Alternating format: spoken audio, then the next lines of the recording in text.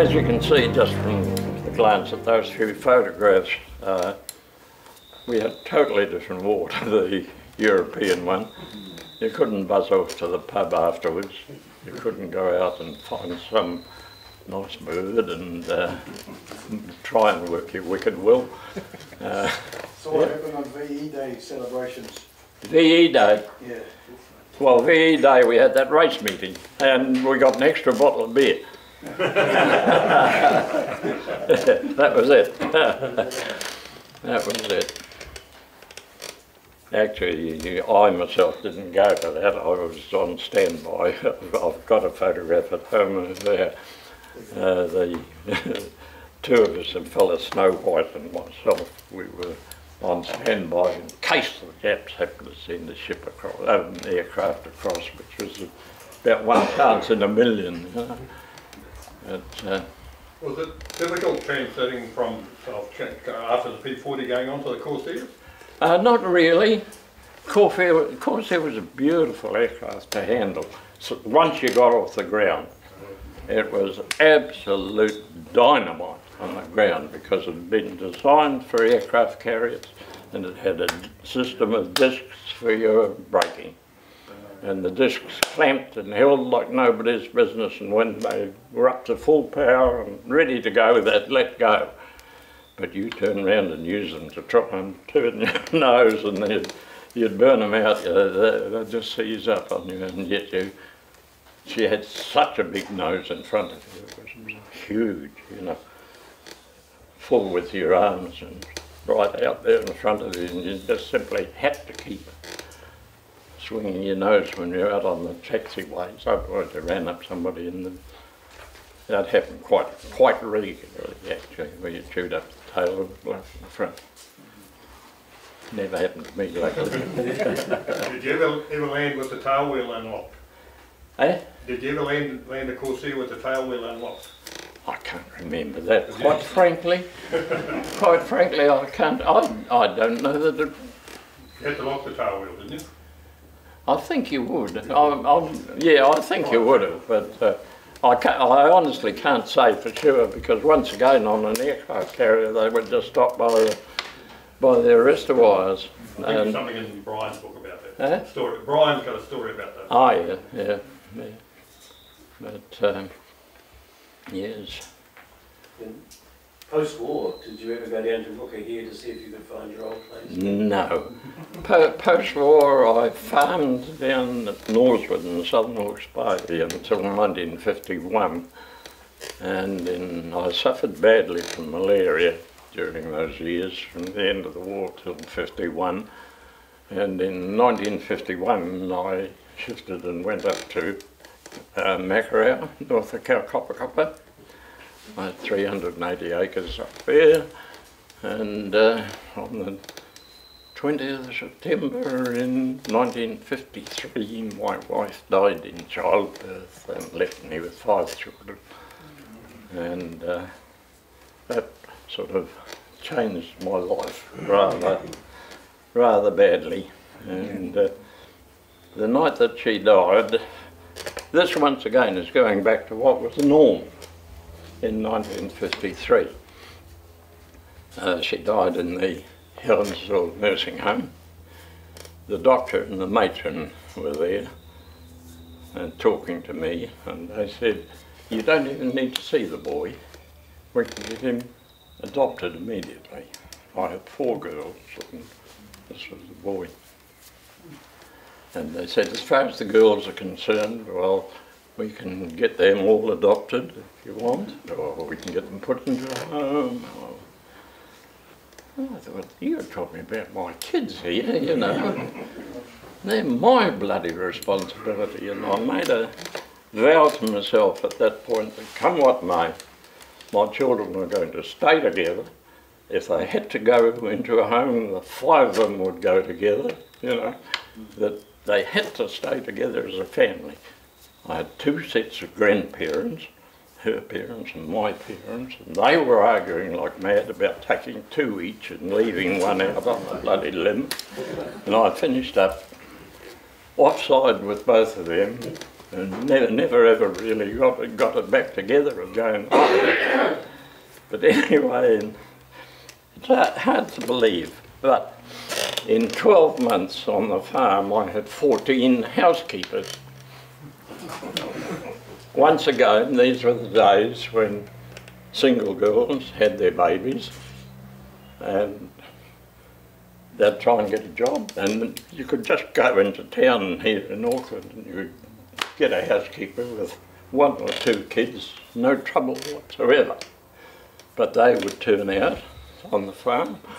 I was 32 and reasonably presentable. I don't think I was, I wouldn't have gone on building as a gargoyle, but I had 380 acres, quite a well set up, reasonable farmhouse. So, my word, this is my future. And how do I get my future? I'll jump into bed with him. Well, there was just no way. I only had to hang the pants on me into the bed, and I got my wife pregnant, and I'd had 5 kids, I'd had 5 kids that quick, because there was no way that French letters didn't work, orthoginal didn't work, all these so-called birth controls just didn't work. There was no way I was going to get some girl in the family way, and I've been brought up in that era where if you did, you'd marry her. No way, so off she'd go. At the end of 12 months I sold the farm, I bought a milk round, and I used to get up at 11 o'clock at night, go and do my milk round. The neighbour's son or daughter slept in the house with the kids. I was home by 7 o'clock in the morning. Then I brought my children up, I did everything for them. I knitted, I made the little girls' frocks, I tattered collars for them. I did bloody, what do you call it, not reaching, smocked their little frocks. I did everything for them and used to get to bed at 7 o'clock at night and get 4 hours sleep. 9 days, at least for 9 years, 7 days a week, never had a day sick and never had a day's holiday, and I used to smoke 200 cigarettes a day. And that is fact. I smoked until 3 years ago, and I haven't got cancer, and I can still get around reasonably well without losing my breath.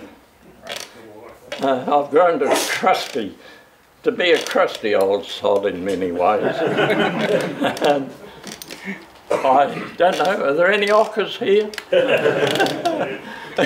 One there, because I am a bit of an ocker knocker.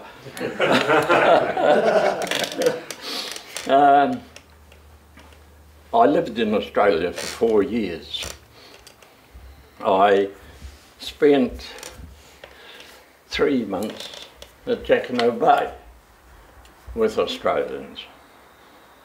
And this was where Australians really showed themselves up, because the Australians are, they're weird, they're queer. You remember what the Italian guy said, they're a queer mob? Right. At Jackanow Bay there was a river came down in the middle of the bay. And that side was Australia and that side was overseas. Now, they had 2 armies. They had a militia and they had an AIF. And the AIF could go overseas, but the militia couldn't.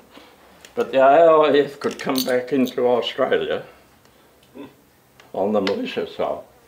And across this, across this bloody river was this bridge, all white painted, 4, believe it or not, 4 MPs, 2 on each end of the bridge, in their red hats and red belts and, you know, really polished up MPs, Australian, making sure that the AIF were all right coming across and going back, but no way could those militia go across the other side.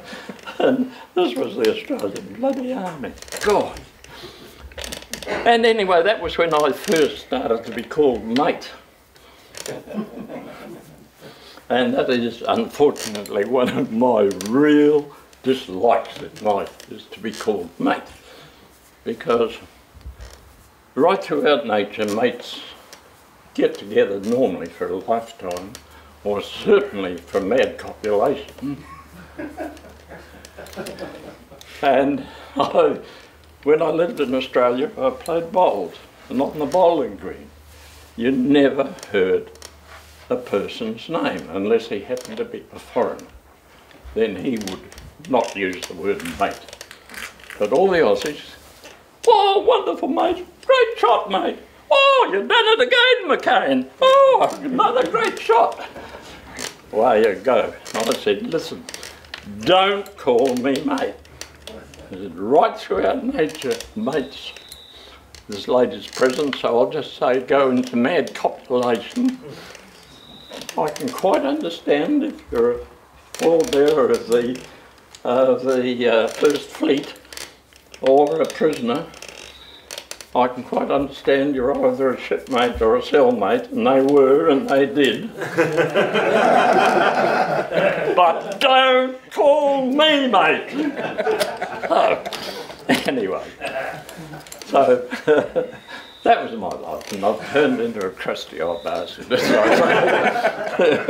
who gets his hackles up, and when they want to change their flag too.